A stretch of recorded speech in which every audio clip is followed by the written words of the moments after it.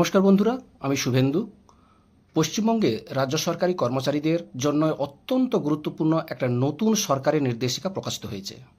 গতকাল 27 আগস্ট 2026 তারিখে পশ্চিমবঙ্গ সরকারের ফিনান্স ডিপার্টমেন্টের পক্ষ থেকে মেমো নাম্বার 3205FP1 প্রকাশ করা হয়েছে। এই নির্দেশিকার মাধ্যমে বহুদিনের ট্রান্সফার গ্র্যান্ট এবং প্যাকিং অ্যালাউন্সের পরিবর্তে চালু করা হলো নতুন composite transfer and packing grant. আজকের ভিডিওতে আমরা খুব সহজ ভাষায় জানব কত টাকা পাওয়া যাবে, কারা পাবেন, 30 কিলোমিটারের নিয়ম কি, পরিবারের সদস্যকে স্থানান্তর না করলেও টাকা পাওয়া যাবে কিনা এবং অবসর গ্রহণের সময় কি সুবিধা পাওয়া যাবে। চলুন বিস্তারিতভাবে জেনে নেওয়া যাক। প্রথমে জেনে নিন কত টাকা পাওয়া যাবে। নতুন নিয়ম অনুযায়ী একজন যোগ্য সরকারি কর্মচারী সর্বোচ্চ 50,000 টাকা অথবা তার বেসিক পেয়ের 80% যেটি কম সেই পরিমাণ composite transfer and packing grant হিসাবে পাবেন। অর্থাৎ সবার জন্য সরাসরি 50,000 টাকা নয়। উদাহরণ হিসাবে বলি, যদি কারোর বেসিক পে 50,000 টাকা, তার 80% হলো 40,000 টাকা, সেক্ষেত্রে তিনি পাবেন 40,000 টাকা। আবার বেসিক পে যদি 70,000 টাকা হয়, তার 80% দাঁড়ায় 56,000 টাকা, কিন্তু সর্বোচ্চ সীমা হচ্ছে 50,000 টাকা, তাই তিনি পাবেন 50,000 টাকা। দ্বিতীয় গুরুত্বপূর্ণ বিষয়, কোন বদলির ক্ষেত্রে পূর্ণ টাকা পাওয়া যাবে না, সরকারি নির্দেশিকা অনুযায়ী এক স্টেশন থেকে অন্য স্টেশনে বদলি হলে এবং 2 স্টেশনের দূরত্ব 30 কিলোমিটার বা তার বেশি হলে, পাশাপাশি বাসস্থান পরিবর্তন করা হলে পূর্ণ হারে এই composite transfer and packing grant পাওয়া যাবে।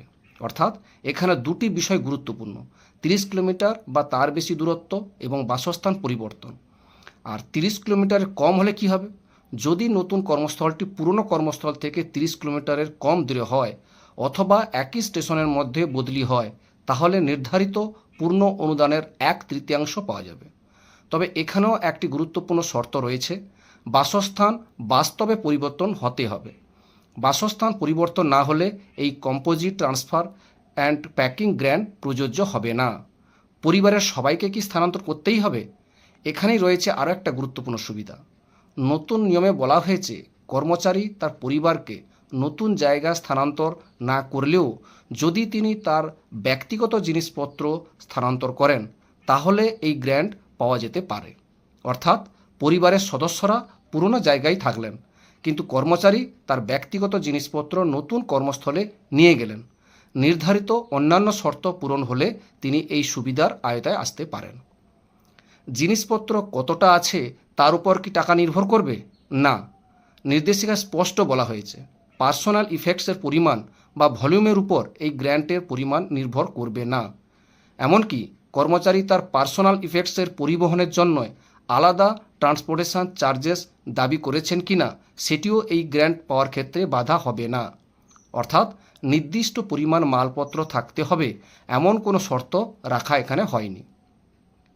সবচেয়ে গুরুত্বপূর্ণ সুবিধা কি না, সবচেয়ে গুরুত্বপূর্ণ সুবিধা হলো এই গ্র্যান্টের অন্যতম বড় বৈশিষ্ট্য একটাই, এখানে লাম্প সাম গ্র্যান্ট। অর্থাৎ এই টাকা পাওয়ার জন্য খরচের বিভিন্ন বিল বা রিসিপ্ট জমা দেওয়ার প্রয়োজন হবে না। এতে কর্মচারীদের জন্য আগের তুলনায় প্রক্রিয়াটি অনেক সহজ হওয়ার কথা। তো কোন তারিখ থেকে এই সুবিধা কার্যকর হবে না, এই তারিখটি খুবই গুরুত্বপূর্ণ। যেসব সরকারি কর্মচারী 1 জুন 2026 বা তার পরে পাবলিক কনভেনিয়েন্সের কারণে বদলি হয়ে নতুন পদে যোগদান দিয়েছেন, তাদের ক্ষেত্রে এই নতুন কম্পোজিট ট্রান্সফার এবং প্যাকিং গ্র্যান্ট প্রযোজ্য হবে। আর গ্র্যান্টের পরিমাণ নির্ধারিত সময় দেখা হবে।